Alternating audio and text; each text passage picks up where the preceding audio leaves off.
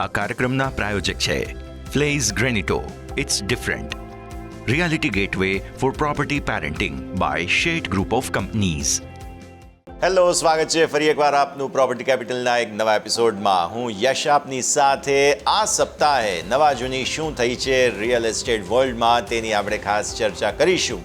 આ સપ્તાહે નવી સરકાર બની ગયા બાદના નવા ડેવલપમેન્ટ્સ તમને ખાસ જોવા મળેલા છે, તો તેને લઈને આપણે ચર્ચા કરીશું.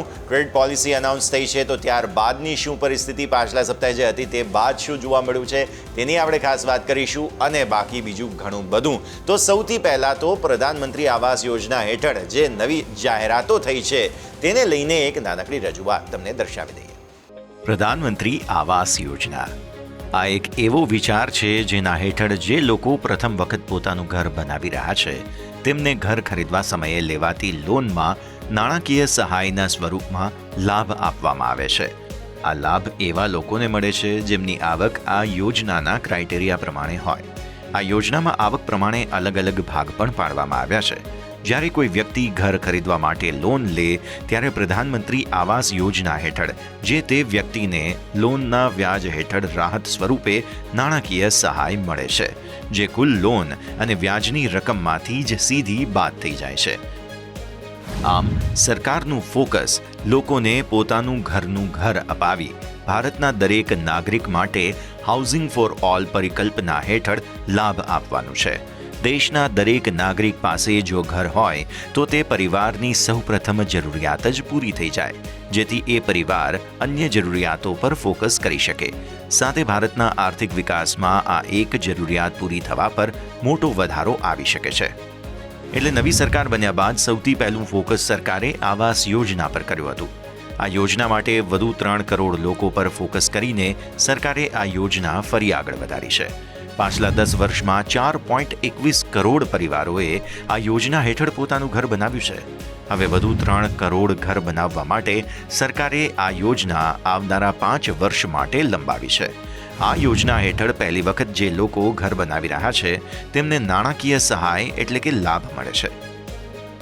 પરંતુ આ યોજના હેઠળ પાયાની સુવિધાવાળા મકાન બનાવવા પર જ સહાય મળે છે, એટલે કે વીજળી, પાણી, શૌચાલય, એલપીજી ગેસ કનેક્શન જેવી સુવિધાઓ હોવી જરૂરી છે. એટલે જ આજે હવે આપણે પ્રોપર્ટી કેપિટલમાં ચર્ચા કરીશું કે શા માટે આ આવાસ યોજનાને કારણે પ્રોપર્ટી માર્કેટમાં નવી તકોનું સર્જન થઈ રહ્યું છે.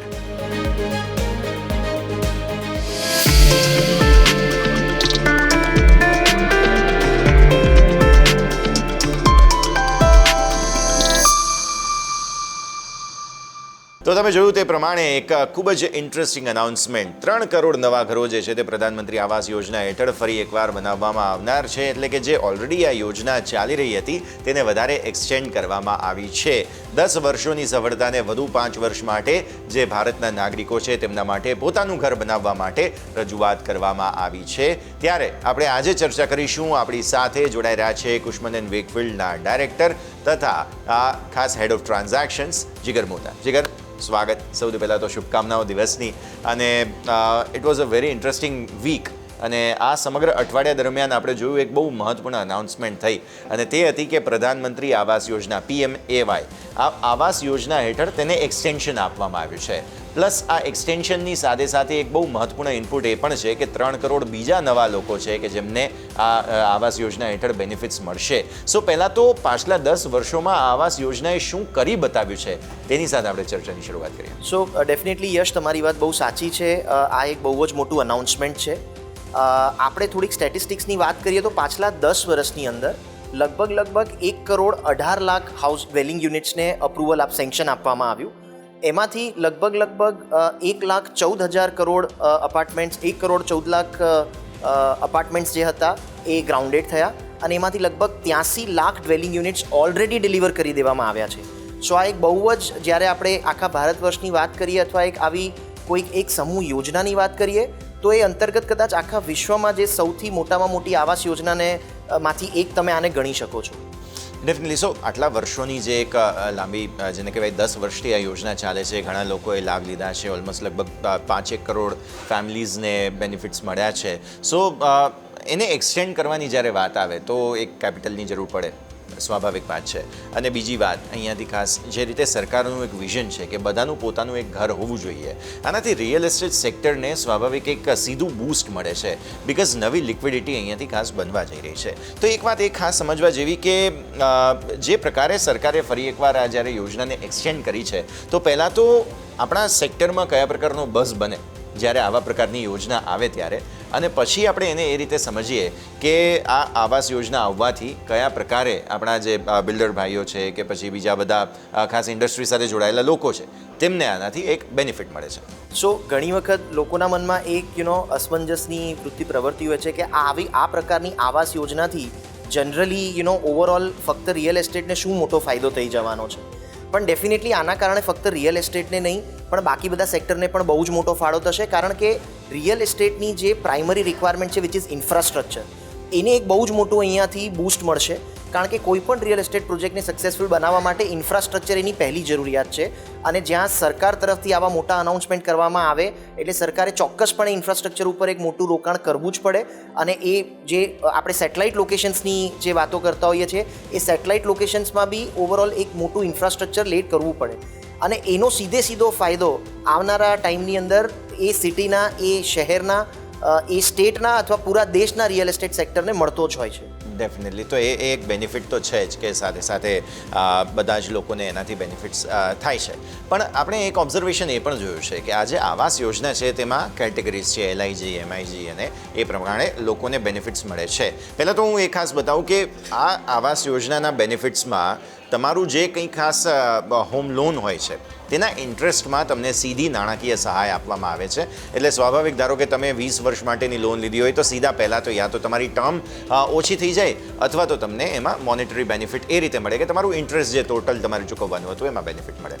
તો આપણે જોયું છે જીગર કે રૂરલ એરિયા અને અર્બન એરિયા બંનેમાં લોકો જે છે તે આ ખાસ લાભ લેતા હોય છે. જો હવે ધારો કે આપણે ગુજરાતની વાત કરીએ તો ગુજરાતના બધા મોટા 4 શહેરો છે જેમાં આવાસ યોજના હેઠળ એવા લોકોને લાભ મળે છે કે જે ખરેખર જે વિચારી પણ નહોતા શકતા કે એક સમયે તેઓ પોતાનું ઘર બનાવશે. ન્યુક્લિયર ફેમિલીઝ વધી રહ્યા છે. તો આ સ્થિતિમાં એવા લોકો માટે થઈને કે જેમને પોતાનું ઘર જોઈએ છે, એ ચાહે અર્બન હોય કે રૂરલ હોય, આ બધા જ એરિયામાં બધાને ખાસ ફાયદો મળતો જોવા મળેલો છે. જી સો ડેફિનેટલી તમારી વાત સાચી છે યશ. અત્યાર સુધી આજે એક સામાન્ય માણસે પોતાનું ઘર ઊભું કરવું એ ડેફિનેટલી એક સપના જેવી, અને સ્પેસિફિકલી જ્યારે અર્બન લોકેશન્સની આપણે વાત કરીએ તો આજે મુંબઈ જેવા મહાનગરોમાં કોઈક એક સામાન્ય માણસે પોતાનું ઘર ઊભું કરવું એ પણ એક ટાસ્ક બની જતું હોય છે. આ યોજના થકી ડેફિનેટલી એક ઇન્ટરેસ્ટ સબસિડી આપવામાં આવે છે જેનો સીધો જ બેનિફિટ સ્પેસિફિકલી તમે જે મધ્યમ વર્ગના લોકો છે, જે લોકો પોતાનું એક આ પહેલી વખત ઘર કરવા જઈ રહ્યા છે, અત્યાર સુધી જેમણે પોતાનું ઘર નહોતા કરી શક્યા, એ બધા લોકોને આનાથી આ એક મોટો લાભ મળવાનો છે. અને જે આપણે આ નંબરની વાત કરી કે લગભગ 3 કરોડ ડવેલિંગ યુનિટની એક જે જાહેરાત કરવામાં આવી છે પ્રધાનમંત્રી ઓફિસ તરફથી, આ એક બહુ જ મોટો આંકડો ગણી શકાય. અને આવનારા સમયમાં ડેફિનેટલી આનો એક બહોળો બેનિફિટ આખા સેક્ટરમાં અને દેશભરના ઇન્ફ્રાસ્ટ્રક્ચર સેક્ટરમાં પણ આપણે જોઈ શકીશું. ઓકે, હવે એક છે નંબર ગેમ, જે 3 કરોડ, પહેલાંના 8 કરોડ, 4 કરોડ વગેરે. પણ બીજું એક વાત છે સેન્ટિમેન્ટ. બિકોઝ ઘર ખરીદવું એ હંમેશા લોકો માટે એક સેન્ટિમેન્ટલ વેલ્યુ હોય છે હંમેશા. અને આવી સ્થિતિમાં જ્યારે એક નાણાકીય મોનેટરી કોઈ પણ પ્રકારની એક એડ મળતી હોય, રાહત મળતી હોય, તો એ લોકો માટે એક બૂસ્ટર બનતું હોય છે. સો એ જે વિલિંગનેસ જ્યાં અટકતી હોય, આપણે જોયું છે અમદાવાદમાં પણ તમે જુઓ, નારોલ, નિકોલ વગેરે વિસ્તારો છે, ઇવન કદાચ શેલા વગેરેમાં પણ જોઈએ તો ધીરે ધીરે 2-3 BHK સ્કીમ્સમાં આ બેનિફિટ્સ લોકોને ઘણા મળેલા છે. સો અફોર્ડેબલ હાઉસિંગની જે આપણે પહેલાં સતત વાતો કરતા આવ્યા હતા એમાં એક એક્સટેન્શન મળી રહ્યું છે. સો આ સ્થિતિમાં સમજીએ ખાસ કે કઈ રીતે આવા બધા લોકો જે છે તેમને ફાયદો થશે. પ્લસ આ જે LIG, MIGની કેટેગરીની તો આપણે વાત કરી, થોડું બાયફર્કેશન, થોડું એક વખત ટેકનિકલ છે થોડું, એટલે સમજાવીએ લોકોને. અને બીજું એ સમજવાની કોશિશ કરીએ કે આ જે અફોર્ડેબલ હાઉસિંગ છે તેને હવે અહીંયાથી ગવર્મેન્ટ કદાચ જો કોઈ એવા ક્યુઝ હોય કે કઈ રીતે આગળ લઈ જવા માગે છે, કેમ કે ઘરનું ઘર બધાને આપવાની એક મિશન છે સરકારનું, તો એ કઈ રીતે આગળ વધશે? સો સૌથી પહેલાં તો આપણે છે ને એક અફોર્ડેબલ હાઉસિંગની વ્યાખ્યાની વાત કરીએ, જ્યાં આપણે LIG હાઉસિંગની વાત કરીએ છીએ, which is a low income group housing. ત્યાં લગભગ 40 સ્ક્વેર મીટર કે તેનાથી ઓછા સાઇઝના જે અપાર્ટમેન્ટ છે એને LIGમાં કન્સિડર કરવામાં આવે છે. અને 90 મીટર કે એનાથી ઓછી સાઇઝના જે અપાર્ટમેન્ટ છે એને MIG હાઉસિંગમાં એટલે મિડલ ઇન્કમ ગ્રુપ હાઉસિંગમાં ગણવામાં આવે છે. આપણે ઓવરઓલ જો બેનિફિટની વાત કરીએ તો ડેફિનેટલી આ એક અફોર્ડેબલ હાઉસિંગ LIG MIGના કારણે સિટીના નવા લોકેશન્સને એક બહોળો વેગ મળતો હોય છે, કારણ કે જનરલી આ પ્રકારના અફોર્ડેબલ હાઉસિંગ સિટીથી થોડાક ડિસ્ટન્સ ઉપર આકાર પામતા હોય છે અને એના કારણે એ બધા જે નોર્મલી જે અનડેવલપ્ડ લોકેશન હોય છે એ ધીરે ધીરે મોટા પાયે ડેવલપ થતા રહેતા હોય છે. આપણે સિમ્પલ જો કદાચ અમદાવાદના સંદર્ભમાં વાત કરીએ તો આજથી 10-15 વર્ષ પહેલાં કદાચ કોઈએ સાઉથ બોપલનું કે શેલાનું નામ પણ નહીં સાંભળ્યું હોય, અને આજે ત્યાં હજારોના હિસાબે જે અફોર્ડેબલ હાઉસિંગના ડ્વેલિંગ યુનિટ્સ છે આકાર પામી રહ્યા છે અને લોકો એનો ફાયદો લઈ રહ્યા છે. સો ડેફિનેટલી આ એક આશીર્વાદ સમાન છે કોઈ પણ શહેરને વિકસવા માટે.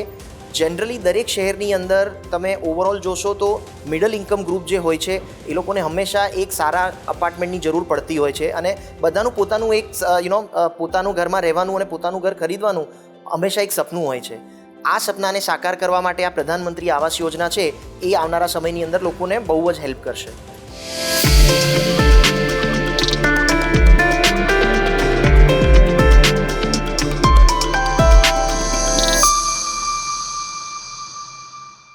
ડેફિનેટલી બહુ સરસ રીતે તમે સમજાવ્યું. હવે જીગર આપણે એક વાત પણ એ સાથે સાથે સમજી લઈએ કે ઇન્ટરેસ્ટ રેટ્સ જ્યારે જે છે તે ખાસ આટલા સમયથી ફ્લેક્સિબલ જેને કહેવાય ફ્લોટિંગ રેન્જમાં જે હોય તેમ છતાં પણ બહુ સ્ટેબલ છે, એટલે લોકોએ એનો પૂરો લાભ લીધો છે.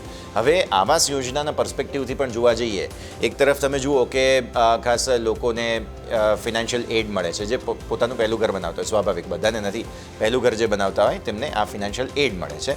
બીજી વાત, સાથે આપણા જે ઇન્ટરેસ્ટ રેટ છે તે ઘણા ટાઈમથી સ્ટેબલ છે, એમાં કંઈ બહુ ફ્લક્ચ્યુએશન્સ નથી આવ્યા, એટલે લોકો માટે જેને કહેવાય ને કે આ બહુ રાઇટ ટાઈમ છે કે જે લોકોએ હજુ સુધી પોતાનું ઘર નથી બનાવ્યું કદાચ તેમના માટે આ બહુ રાઇટ ટાઈમ છે, કેમ કે ઇન્ટરેસ્ટ રેટ્સ પણ તમારા કમ્ફર્ટ ઝોનમાં છે. બીજી વાત કે તમને અહીંયાથી ગવર્મેન્ટ એડ પણ મળે છે, એટલે જે લોકો ફર્સ્ટ ટાઈમર્સ છે જેમને પોતાનું ઘર બનાવવા જઈ રહ્યા છે, યંગસ્ટર્સ છે અથવા તો કોઈ પણ પોતાના હિસાબથી પહેલી વખત ઘર બનાવે છે, એમના માટે આ ગોલ્ડન પીરિયડ છે. તમારી વાત બહુ સાચી છે યશ.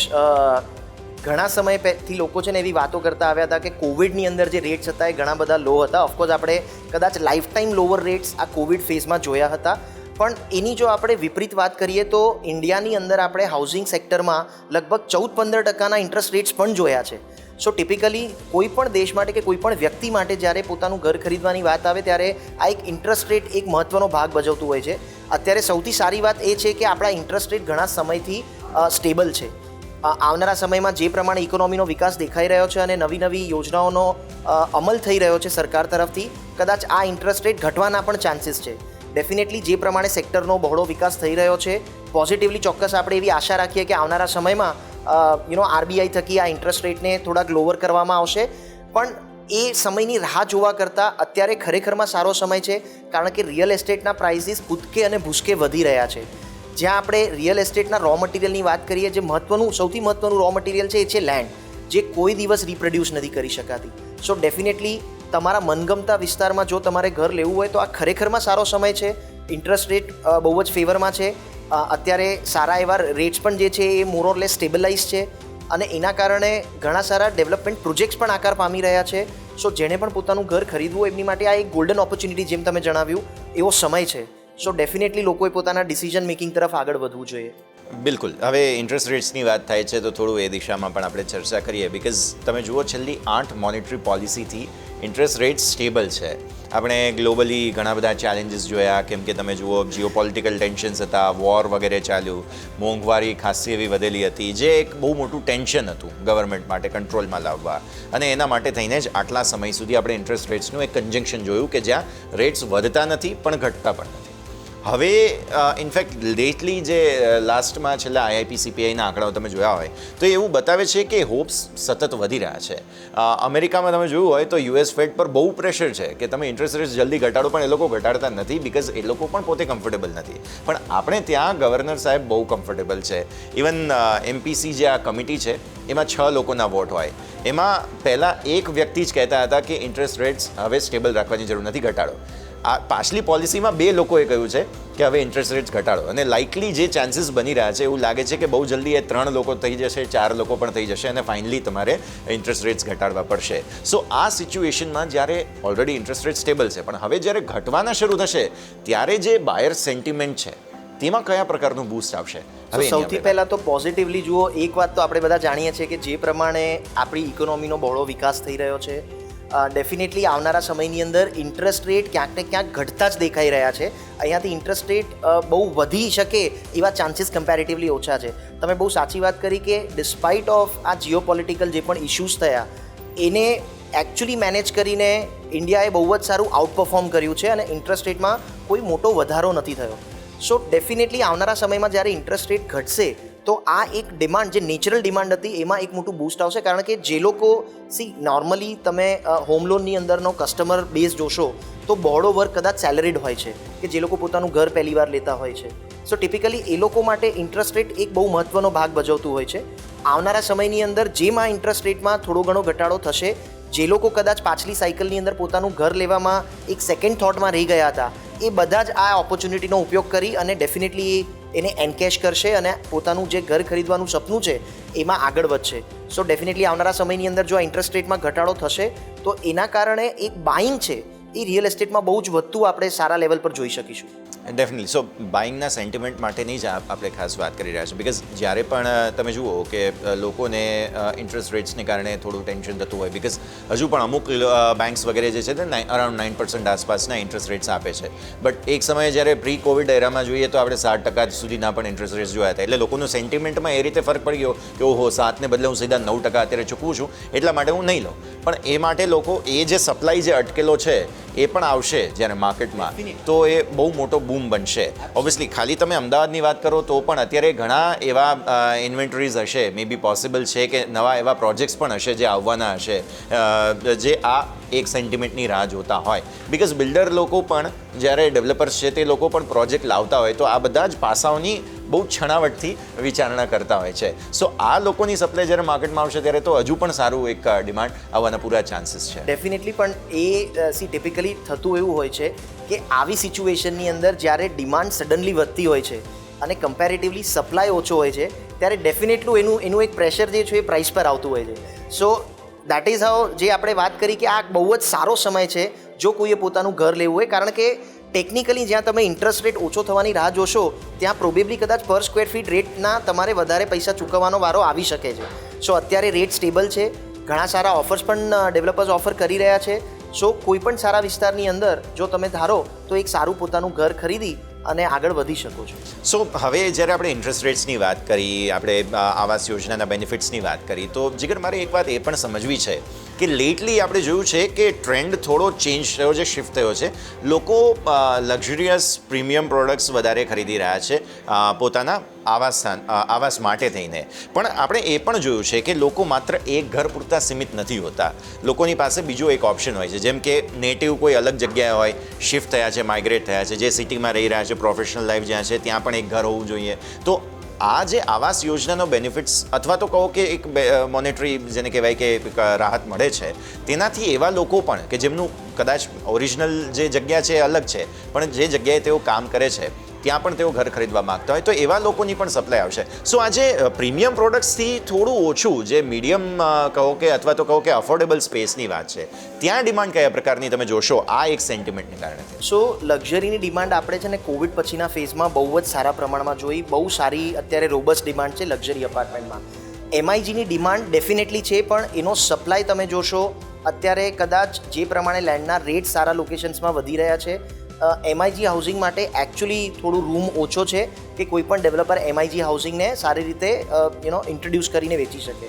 સો અત્યારે ટેકનિકલી રિયલ એસ્ટેટમાં બે જગ્યાએ એક સારો એવો સપ્લાય જે છે આવનારા સમયમાં આપણે જોઈ શકીશું. એક છે લક્ઝરી હાઉસિંગ અને બીજું છે અફોર્ડેબલ હાઉસિંગ.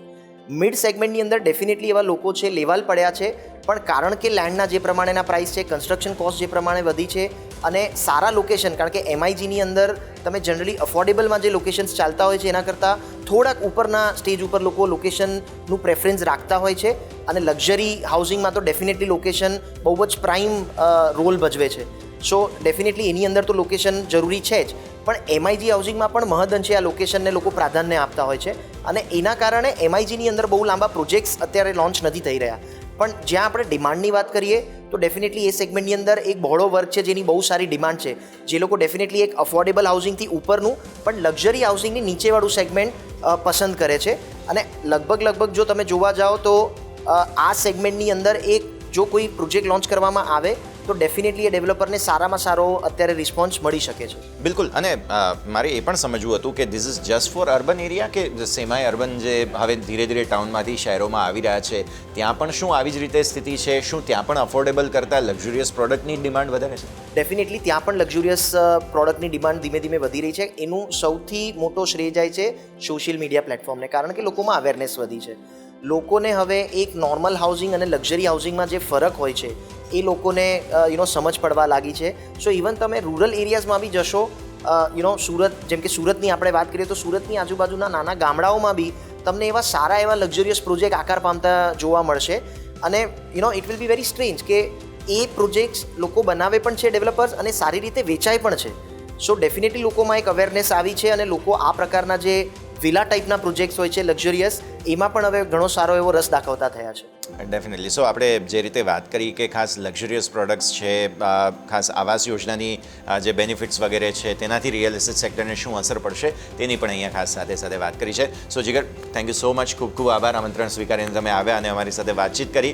પ્રોપર્ટી કેપિટલમાં આજે આપણે વાત કરી છે તે ખાસ જે રીતે આવાસ યોજનાની અનાઉન્સમેન્ટ થઈ અને ત્યારબાદ 3 કરોડ નવા લોકો કે જેમને આવાસ યોજના હેઠળ મોનેટરી બેનિફિટ્સ એટલે કે સહાય જે છે તે મળવા જઈ રહી છે તેને લઈને રિયલ એસ્ટેટ સેક્ટરમાં શું અસર આવશે તે મુદ્દે આપણે ખાસ વાત કરી અને સાથે સાથે આપણે સમજવાની કોશિશ કરી કે જે રીતે વ્યાજ દરો સ્ટેબલ છે, આવનારા દિવસોમાં ઘટવાના ચાન્સીસ છે, તો તેને લઈને શું અસર આવી શકે તેની પણ વાત કરી. પ્રોપર્ટી કેપિટલના એપિસોડમાં હાલ બસ આટલું જ. મને યશને આપજો રજા. આગળના અપડેટ્સ માટે આપ જોતા રહો ન્યૂઝ કેપિટલ ગુજરાત.